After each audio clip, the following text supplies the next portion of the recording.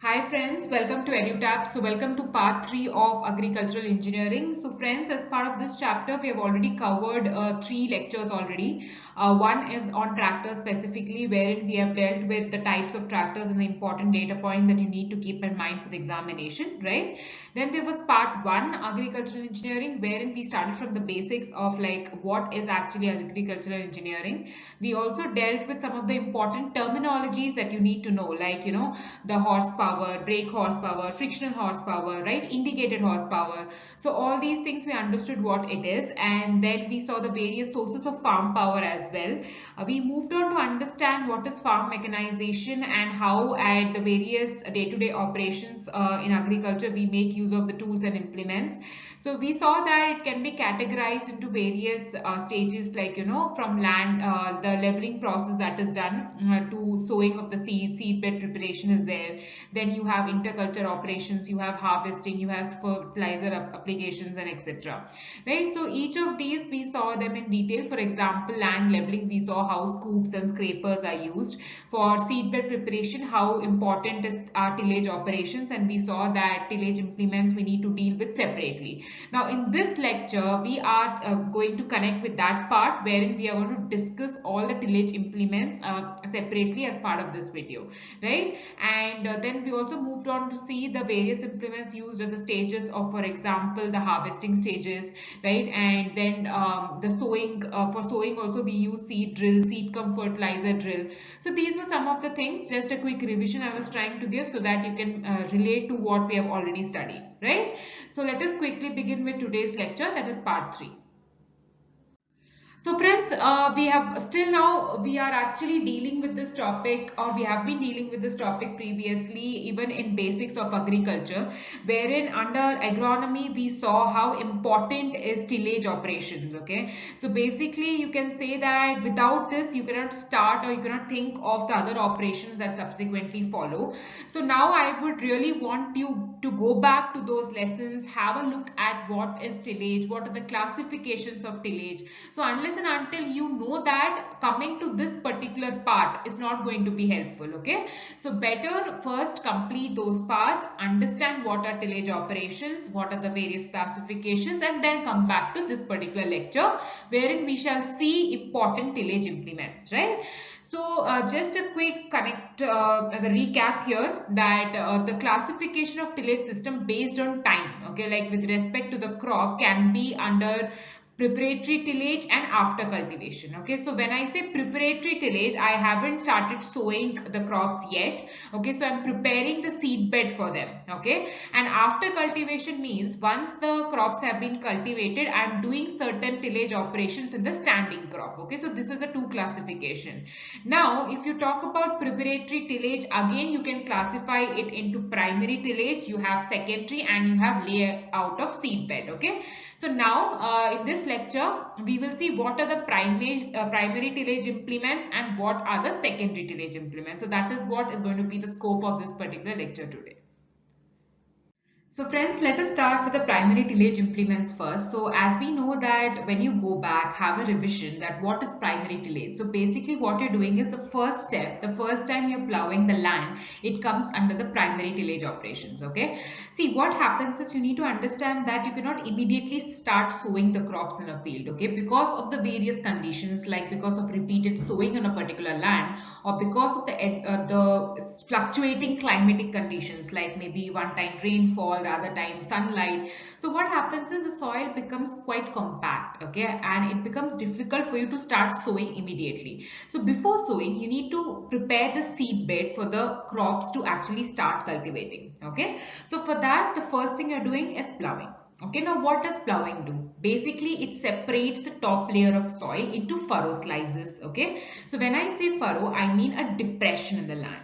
Okay, you can have a look at it in the picture, right? So this is what actually plowing does. So now when you start doing this operation, you will see that the soil starts to become loose, friable.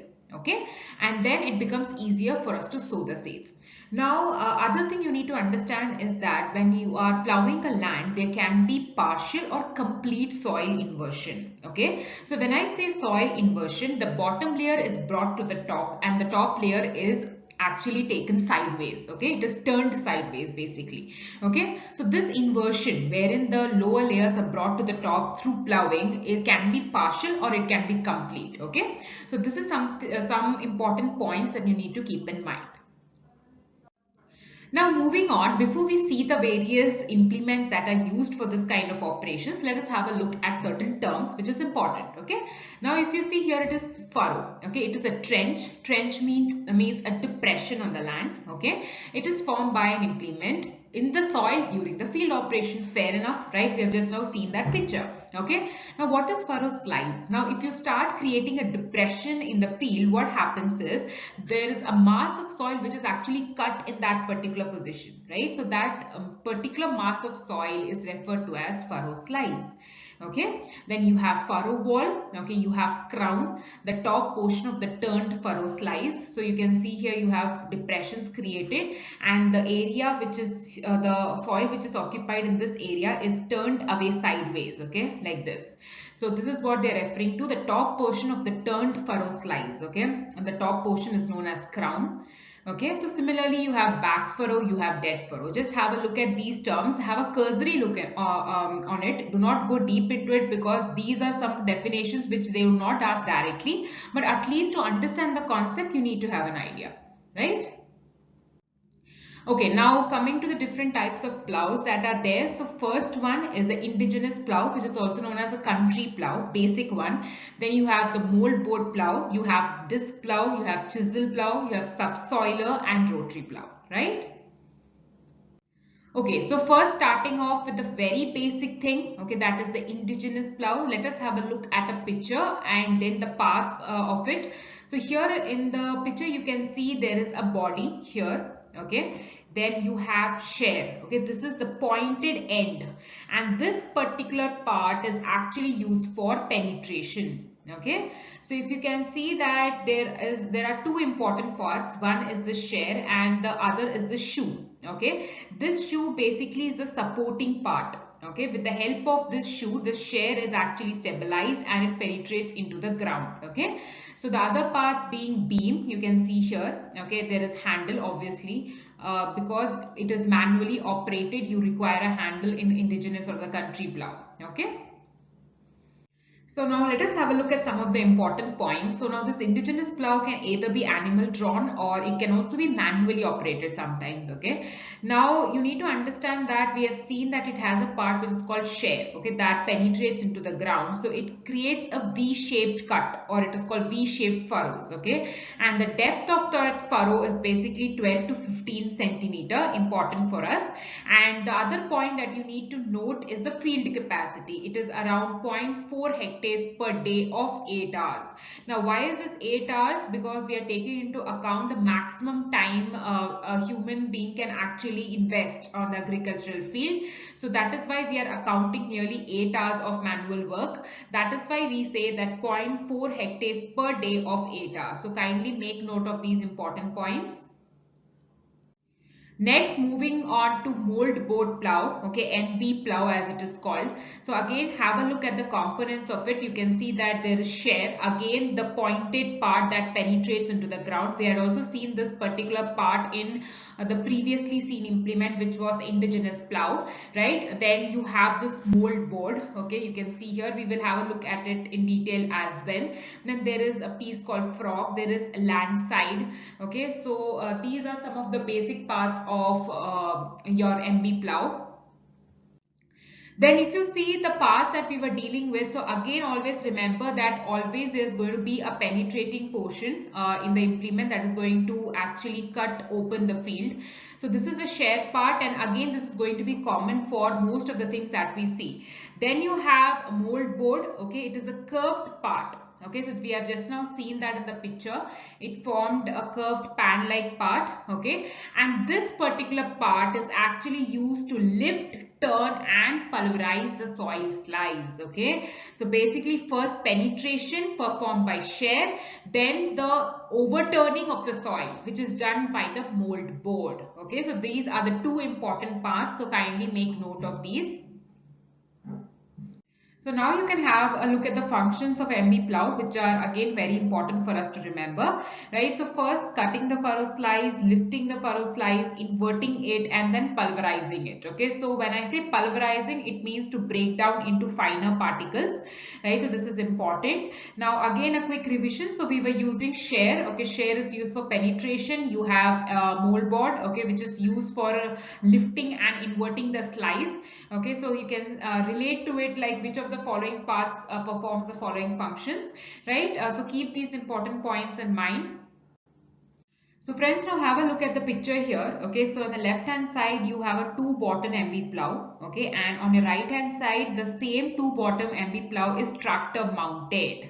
Right, so you can have a look at it here, and remember the term PTO, you need to relate it then and there. Okay, so we had seen that power takeoff shaft. Through this, what happens is the power from the tractor engine is taken up by the implements which is attached to them, right? So that is what you need to always keep relating, so that you keep the concepts in mind. Now here you can see this is one part and this is the second part, so it is called two bottom. This can also be 2, 3 or even 4 bottom. Okay, so you need to understand that. Now, friends, these are some of the important specifications. Okay, there's nothing which I can explain you in this particular tabular column. Okay, but I have included this to just make you understand that it is important. Okay, you need to keep these values in mind. At least you need to know the capacity and the power requirement. These two data points are very, very important. Please, I'm repeating it because there are direct questions that are picked up from these particular areas. Okay, so that is why you need to stop the video here and make sure you memorize them. Same thing again here, it is again the important specifications. This is specifically for two bottom MB plow. Okay, in the previous tabular column it was for 2 to 4. Okay, so here you can see specifically pinpointing upon this particular part, two bottom, right? Again, coming to the next kind of implement, that is primary tillage implement, we have just now seen about the various kinds of plows. The first one was the indigenous plow that we had discussed, right? And the second one was MB plow. The third one is disc plow. Okay, so as the name itself suggests, you will have disc-like structures which are used to break open the soil, right? And basically, one important point that you need to note is that MB plow, wherever you're not able to use it, okay, like for example if the terrain is very hard or the soil is very dry, then you would go on to disc plow because the shape of it is such that it makes easier to make a cut on the soil. Okay, so that is why this particular implement becomes important. Again, if you see here also, it can be 2, 3 or 4 bottoms. Okay, so when I say 2, 3 or 4 bottoms, you can say that there can be 2, 3 or 4 discs which are involved in cutting open the soil, right? So here you can have a look at this picture. So here you can count these discs here. So you have 1, 2, 3 and 4. So totally you call this as 4 bottom disc plow. Okay, so as we have seen earlier, in the case of MB plow also it can be 2, 3, 4 bottom. Now, in under disc plow also there are various types. One is the standard disc plow and the other is the vertical one. These are some of the technical things that we actually do not need to understand for examination, but you need to know that yes, there exists two varieties of it. Okay. Now here you can have a look at the picture of the disc plow. You have the various parts. So again you have the disc which are actually used for penetration, right? And then this is a central beam on which these discs are attached. Okay, and other thing you can see here is here there's a link attachment point. Okay, so basically whenever you want to attach it to a tractor, this particular part is used. So now having a look at the important parts of the standard disc plow. So here you can have a look at the two important data points. One is regarding the disc angle, right? And the other is regarding the tilt angle. Okay, so when I say disc angle, I am referring to the angle which actually the disc makes with the direction of travel. Okay, so suppose this is the disc and it is penetrating into the ground. So we take into account the angle at which it does so. Okay, so the recommended angle is between 42 to 45 45 degree. This is important. Just make a note of it. And this is basically for standard disc plow. Okay. When you talk about vertical disc plow, the angle usually varies from 40 degrees to 45 degrees. So kindly make note of these important points, right? And then talking about the tilt angle. Okay. So it is nothing but the angle which the disc actually makes with a vertical line. Okay. Which is an imaginary line rather. So again, this tilt angle is going to be from 15 to 25 degree, which is a standard. So these kind of questions are usually asked in the examination, right? Okay, so coming to the vertical disc plow, okay, so basically one important point that you need to understand is this particular kind of plow basically combines the principle of the regular disc plow plus disc harrow. Okay, now what is this disc harrow? So when we will be studying about the secondary tillage implements, we will come across this particular equipment, which is disc harrow. So this vertical disc plow basically is a combined model of these two things. Okay, and it is used for shallow working in the soil. This is important. So usually it does not go deep into the soil, but remains or it is used for very shallow operations. So make note of it. It is also called as harrow plow or one-way disc plow. Okay, because why harrow plow? Because it combines the feature of disc harrow as well, right? We have already talked about the disc angle 40 to 45 degree. Then moving to specifications. So again, as I told you that there's nothing much for me to explain out here, but this particular tabular column is important, and that is why I've included this in the video also. So the number of furrows, basically it is 2 to 4. Okay, and you need to understand that working depth is also going to be important for us. So up to 300 mm. Okay, so basically this is a probable question that is usually asked. Fine, so we have been dealing with the indigenous plow, we have dealt with the MB plow, we have seen what is disc plow, the types of it, standard, vertical, right? And now we have other types of plows that are also used in the field. One is the chisel plow. Okay, you have subsoilers and rotary plow. Let us see some of the important features of each. So basically chisel plow, you can have a look at the picture here. Okay, so you can automatically, when you look here, you can see that there are a lot of tines. Okay, the blades. See this one, which I'm marking in red color. So these are basically the blades which enter or penetrate into the ground. Okay, so now what is going to be the function? Obviously breaking the hard layers of soil. See friends, one important thing that you always need to keep in mind is whenever I'm talking about plow, the important function that it is performing is to break the soil. Okay, break the hard layers of it. So that is going to be the same for any of the plows that we use. But yes, each of them will have specific functions. Okay, for example, when we were dealing with MB plow and disc plow, we also saw that the places which have hard soil, okay, or dry soil, we usually prefer disc plow. Why is it so? Because of the shape that it has. So it easily penetrates into the soil because of the disc shaped structures. Okay, so here again you can see that tines are there in chisel plow.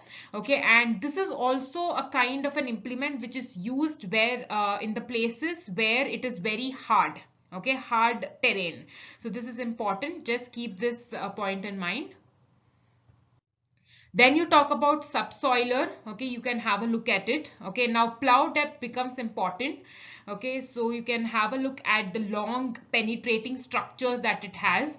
Okay, and basically the depth may be 40 centimeter or more, or maximum up to 100 centimeter. Now the depth is going to be more obviously because you can see that the penetrating structures are quite long and sharp out here. Okay. And one important point is that this particular plow is designed such that it goes into a greater depth when you compare it with the conventional plows. Okay. Now the next implement is a rotary plow. So you can see here how there is a horizontal bar, okay, on which you have the discs mounted. There's a rotational action that takes place when these discs move over the field. Okay, that is why you say rotary plow basically. Now these rotary plows are used to cut and pulverize the soil. So when I say pulverize, it means breaking it into smaller particles. Okay, and this is used for shallow cultivation and weed control. So friends, we are done with the discussion of the primary tillage implements. Now we are going ahead with the discussion of the secondary tillage implements, right? So friends, what we are doing as part of primary tillage is that we are breaking open the soil, okay, and we are trying to make the soil loose or friable, okay, and after that we are moving towards secondary tillage operations wherein we are going to break the clods. Now what are these clods? Clods are basically clumps. So initially when you start plowing the soil, after that there are various clumps of soils that are left behind, and even there are a lot of weeds which are there, okay. Now to remove these things, we do these secondary tillage operations, okay. So basically the idea, you need to understand that why are the secondary tillage implements used? To actually break the clods that are there after plowing. So that is exactly what one of the most basic equipment that is used for this harrow is used for, okay. So now let us move ahead, see the various types of it as well. So now let us see the types of harrows which are used in India. So basically you can see there's disc harrow, there is spring tooth, there's spike tooth, there's blade harrow, okay, and there's triangular, there's bodela, there's zigzag, bindha. So all these are very well explained in the content sheets, okay, but I've put this section here just to make you aware that there are various types and you need to know the names as well. Now the basic idea is the same for what it is used for secondary tillage operations and what are those to break the clods which are formed after plowing, right. And now one category of it is the blade harrows, okay, and it is important for you to keep these names in mind. It's Bakhar, Guntaka and Bodela, right. So now let us talk about Bakhar in particular. Okay, so as we have just now seen that it is an example of blade harrow, right? So what happens is, friends, here there's a concept that you need to get it right, that when you are using the tillage implements, there are two kinds of things that you're performing, okay? The first thing what happens is you're making a cut in the soil, okay? Now the purpose of doing this is to basically make the soil friable, okay? That is loose. So that is the first function that is usually performed, and when you see plows are usually used for this purpose, okay? The second thing that you're doing is soil inversion. Okay, so when I say soil inversion, what you're trying to do is the bottom layers are brought to the top. Okay, there's a proper mixing of the soil that is taking place. Okay, so here if you see this particular instrument or implement rather, sorry. So the Bakhar is basically containing one or more blades, okay, and it is used for shallow working of the soil with minimum soil inversion. Okay, so usually what happens is when you use the secondary implements, the soil inversion functions usually performed, okay, but in the case of Bakhar, it is used for minimum soil inversion. This is one important point. Plus this particular implement is used to prepare seed beds mostly in clayey soils. Okay, so this is important point, so kindly make note of this as well. Okay, and other blade harrows are actually, here you can see Guntaka. Okay, it's an improved type of blade harrow. So even you can get a question like, you know, which of the following is a kind of a blade harrow. So you need to be aware of the various names as well, right? Then there is Bodela. This is again a twin blade harrow which is used in the southern region of India. Okay, so this is important. Kindly make note of it. Then you have disc harrows. So we have been seeing harrows in general, then the blade harrows under it. Now disc harrows. So obviously from the name itself, you can see when I say disc harrow, the penetrating part is going to be in the form of a disc. Okay, so the same thing we were also having a look when we were studying about plows. There was something called disc plow, right? So again, that was having a disc shaped structure. So again, this is the same case with harrows as well. So it has a set of rotating disc, as we have just seen. There's a common shaft on these discs are actually placed. Okay, and disc harrow again are used for hard ground, and the same was the case for disc plow, if you remember. Okay, we had discussed a very specific point that in places where MV plow cannot be used efficiently because of the hard nature of the ground or because of the dry nature of the soil, we prefer disc plow. The same thing is applicable here.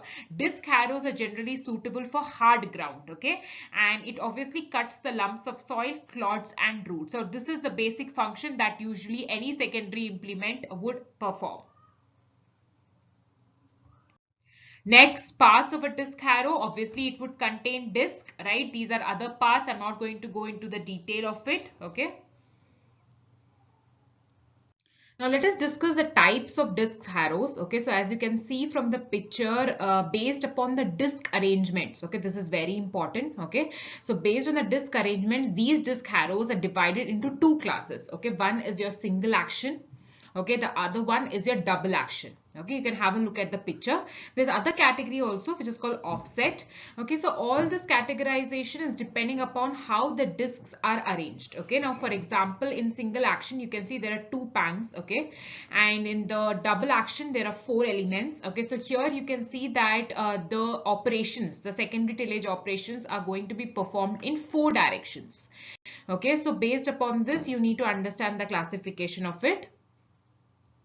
Now let us discuss about single action disc harrow. Okay, so first of all, you can have a look at the picture. So there are two gangs, okay, 1 and 2 here, okay. These are placed at end to end, okay, at an angle which is greater than 90 degrees. So obviously, if it is 90 degree, it needs to be in perfect L shape, right? But here you can see that it is greater than 90. Plus, both these gangs are arranged in opposite directions, okay. For example, this right hand side gang would throw the soil in the right side direction, okay, and the left side gang throws it in the left side direction, okay. So what happens is in both the directions these operations are being performed. Okay, next comes the double action disc harrow. Okay, so again you can have a look at it. 1, 2, 3 and 4, all the four in opposite directions. Okay, so you can see that in all the four directions the operations are taking place. Okay, and the entire field, if you take, because of the kind of arrangement that the gangs are placed in, it is worked twice in each strip. Okay, so this is something very important, just make note of it. Now talking about the double action disc harrow, it can either be of the tandem type or it can be of the offset type. Okay, so when I say tandem type, you can see here that the four gangs, that is 1, 2, 3 and 4, okay, they are angled in opposite directions. Okay, here you can have a look at it in the picture. Okay, and in offset type what happens is one gang is fitted behind the other. Okay, now this is the gang 1 for example. You can see that at the end of this gang, at this point, you have the attachment for the second gang. Okay, so that is how it is placed. Okay, now coming to the types of disc harrows based on the source of power. Okay, so when I talk about it, it can either be tractor drawn or it can be animal drawn. Okay, now based upon this tractor drawn disc harrow, you can see that we have seen two types. Okay, one is single action, double action. Okay, we have already discussed how the gangs are placed and how there are multiple operations happening at the same point of time. We also saw the various classifications of double disc, wherein it can either be offset or it can be in tandem based on the arrangements. Okay, now these are some of the important points which I will not have much to explain in this, but yes, this is important for examination. So what you can just do is maybe pause the video, have make a note of these values, because you can get direct questions from this as well, right? And the picture that you are actually seeing on your screens is that of an animal drawn disc harrow. This is also very important, and you need to know that any implement for that matter, we can classify it based on the source of power. Okay, and whenever you actually come across an implement which is tractor drawn, there's one important term that you should always remember, which is PTO. Okay, power take off shaft. Never forget this. Now, this particular tabular column lists down the specifications of tractor drawn disc harrow. Okay, so what you would find in even in your content sheets is that for each of the implement we have drawn a tabular column wherein you are given important data points regarding it. Now, once you're done by understanding what a particular implement does, you can easily comprehend these values. Okay, for example, here the capacity is given, it is 2.5 hectares per day. Now you have understood what a disc harrow does. Okay, so approximately you can keep in mind these values. Then you also have the number of discs. The number of discs, you can see it can vary from 10 to 16. Okay, so you can see how efficiently one particular implement can work. Okay, then you have the power requirement. Again, this is very important, and here it is referred to the tractor drawn implement, right? Okay, the next type of harrow is a spike tooth harrow. Okay, first have a look at the picture. Try to comprehend how different it is when you compare it with the disc harrows. Okay, so here you can see in the picture as well, there are blade-like structures which are there from the beam, coming out or protruding from the beam. So these are actually used to do the secondary tillage operations, which actually involves the soil inversion as well. Okay, so remember we were discussing that there are two important operations that are usually performed. One is making a cut in the soil. Okay, that is the primary thing that you do. The next one is a soil inversion, wherein you make sure that the bottom layers come to the top. Okay. So here again, as we saw, that it has teeth resembling long spikes, okay, that are obviously used to stir the soil. Very important. Okay, now the spike tooth harrow is also known as peg tooth harrow, drag harrow, section or smoothing. Now do not forget, these names are also to be kept in mind, because sometimes what happens is you know the characteristics of a particular implement, but you do not know with which name, other name it is also called. Okay. Now the soil, the depth to which it is stirred, this is also very important. Make sure you make note of it. Okay. Now if you remember that we were discussing an implement which was of rigid type, okay, as well as flexible type. Okay, so I would not take the name again because we have been discussing a lot, but similarly the same kind of a classification can also be seen in spike tooth harrows. Okay, wherein if the blades, that the long spikes that we just saw in the picture, if they are rigid, we call it as fixed type. Okay, and if they are flexible enough, okay, we call them as flexible type. So it is very simple, just depending upon the characteristics of the spikes that are attached to the long beam. Again, there's a next type of harrow, secondary one, which is called spring tooth harrow. Now you need to comprehend that instead of the long spikes that we had seen in the spike tooth harrow, we have spring-like tooth harrow, spring-like structures protruding. So you can make note of it here. Okay, so let us have a quick look at the characteristics of the spring tooth harrow. So the first important point that you can see here is that it is adopted for use in rough and stony ground. This is an important point. Okay, and the other thing that you need to understand is that when you compare it with the spike tooth harrow, which we were discussing just now, the teeth of the spring tooth harrow will actually penetrate deeper. Okay, so this is important. That's why wherever you find a stony or a hard ground, you would prefer spring tooth harrow rather than the spike one. Okay, now we have other names of given to this spring tooth harrow, which can also be called as quack grass. Okay, it can be called as Bermuda grass eradicator. So keep these points in mind as well. Next, you have the power harrow, which is the tractor drawn. Okay, so again, tractor drawn implement, immediately remember PTO, power takeoff shaft. Okay, and so it actually is obviously used for tilling the soil. Okay, so here nothing much to explain. Just understand that the field capacity out here is very important. Make sure you memorize it.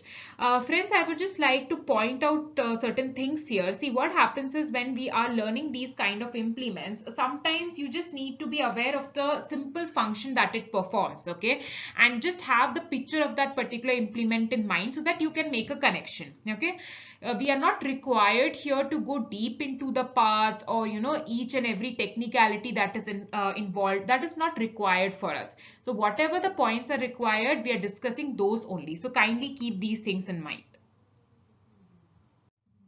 So here I've given a picture of power harrow, which is tractor drawn. You can see here that this is tractor and to it the power harrow is attached. Next comes a rotary tiller. Okay, so again, this is one kind of an implement which is again directly mounted to the tractor and operated. And it actually is known for providing fine degree of soil pulverization. So when I say pulverization, I mean breaking the soil particles into finer particles. Okay, so rotary tiller is basically known for this purpose. Then you have land packer or cultipacker. Okay, again a important implement. So basically it consists of a number of cast iron V-shaped rollers. Okay, so this is a different kind of an implement where you have V-shaped rollers attached to the axles. Okay, and sometimes this particular implement can be attached behind disc harrow. Okay, so this is something which you need to know. Now, what are the important points that you need to keep in mind? One is the power requirement. Okay, so kindly make note of this particular important data point.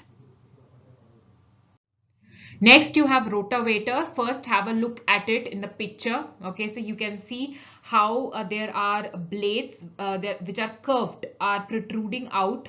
Okay, these would actually go deep into the soil. So basically it consists of a steel frame. Okay, there's a 3-point hitch system, a rotary shaft on which the blades are mounted. You can see there was a shaft like this. Okay, and you saw that there were blades protruding out of it. So that is what they are referring to here. Okay, and the blades are of L shape. We can see that as well. Okay, so again very important. Now why this particular implement is very important for us is because it is used for both primary and secondary tillage operations. So kindly make note of this point. Okay, so again it is tractor drawn, so it uses power from the tractor PTO, that is power takeoff shaft. Okay, and this particular implement can be used in both dry land as well as wet land conditions. Very important. Okay. Next, again, just quickly showing you the picture. So what we were discussing, so there's a rotary shaft you can see here on which the blades are mounted, and these blades you can see these are L-shaped blades. Okay, used for both primary and secondary operations, used for both dry land as well as wet land conditions. So you can see how important this particular implement is.